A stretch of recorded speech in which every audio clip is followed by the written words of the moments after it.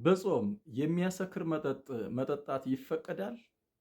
በስመ አብ ወወልድ ወመንፈስ ቅዱስ አሐዱ አምላክ። ውድ ልዑል እግዚአብሔር ልጆች እንደምን አደራችሁ? በጾም የሚያሰክር መጠጥ መጠጣት ይፈቀዳል?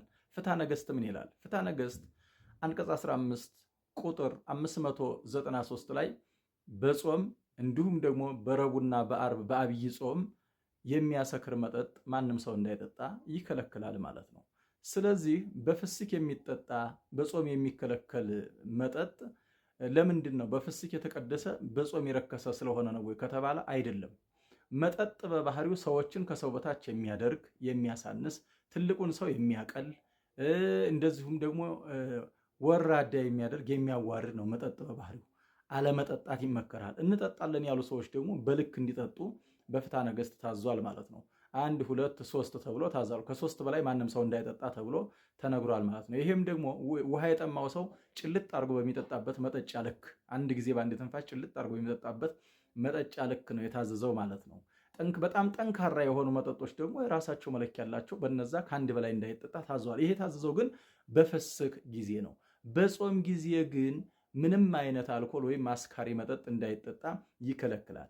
ልክ አልኮል መጠጣት ወተት እንደመጠጣት ነው የሚቆጠረው በጾም ማለት ነው። ይሄ ማለት ምን ማለት ነው? በጾም አልኮል ወይም የሚያሰክር መጠጥ የሚጠጡ ሰዎች ተድላ ስጋቸውን ወይም ደግሞ የስጋቸውን ደስታ እየጠበቁ እንጂ የነፍሳቸውን ደስታ እየጠበቁ አይደለም ማለት ነው።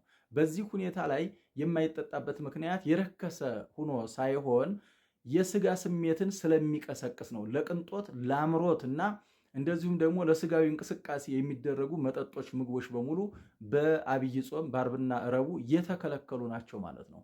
ለምሳሌ ይህንንም ነቢዩ ቅዱስ ዳንኤል በትንቢተ ዳንኤል ምዕራፍ 10 ቁጥር 2 ላይ ዳንኤል 3 ሳምንት በምጾምበት ሰዓት ይላል፣ እነሆ ዘይት በራሴ ላይ የሚያሰክር መጠጥ ባፌ እንዲሁም ደግሞ ስጋና ቅቤ ባፌ አልገባም በማለት ተናግሯል። ማለፊያ እንጀራም አልበላሁም ነው ያለው። ጥሬ እየቆረጠመ ነበረ የጾመው ማለት ነው ነቢዩ ዳንኤል።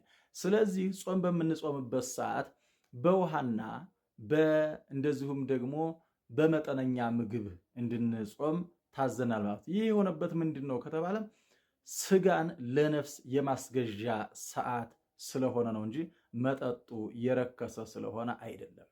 ሌላው መጠጥ በምንጠጣበት ሰዓት ሰውነታችን ሊደግፍ የሚችል ብርቱ ምግብ መመገብ ያስፈልገናል። በጾም ሰዓት ደግሞ ሽሮ ነው። በሽሮ ላይ መጠጥ ከሆነ ደግሞ ሰዎች ለበሽታ ሊጋለጡ ይችላሉ በማለት መንፈስ ቅዱስ ይህን ስላሰበ መጠጥ ክልክል ነው ብሏል ማለት ነው። እና በዚህ ሁኔታ ላይ አሁን መጠጥ ጥሩ ነው ጥሩ አይደለም የሚለውን ነገር እንግዲህ መጽሐፉ አይጠጣም ብሏል። ነገር ግን ማነው ወሳኙ ከተባለ እንግዲህ ጥቅሙን ራሱ ባለቤቱ ነው የሚያውቀው። መጽሐፍ ከልክሏል። ብዙ ሰዎች ይጠጣሉ ታዲያ ከተባለ ገና ወደ ክርስትናው እያደጉ ያሉ ሰዎች ይጠጣሉ እንጂ በክርስትናው አድገው ያሉ ሰዎች ግን አይጠጡም ማለት ነው። ምክንያቱም ክፉና በጎውን የለዩ ስለሆኑ አቅማቸው ያደጉ ስለሆኑ እነዛ ሰዎች አይጠጡም። እና መጠጥ የሚጠጡት ሰዎች መንቀፍ መስደብ ያስፈልጋሉ ከተባለ መንቀፍና መስደብ ሳይሆን መምከር፣ ወደ ክርስትናው እንዲበስሉና እንዲያድጉ ማድረግ ነው እንጂ ያለብን እየነቀፍን ወደኋላ ልንወረውራቸው አይገባም ማለት ነው። ስለዚህ ይህንን ማድረግ እንዲህ ነው እንዲያ ነው እያልን እየመከርን መንፈሳዊ ሕይወታቸው እንዲያድግ እናደርጋለን ማለት ነው። ወስብሐት ለእግዚአብሔር ወለወላዲቱ ድንግል ወለመስቀሉ ክቡር። ይቆየን። የልዑል እግዚአብሔር ቸርነቱ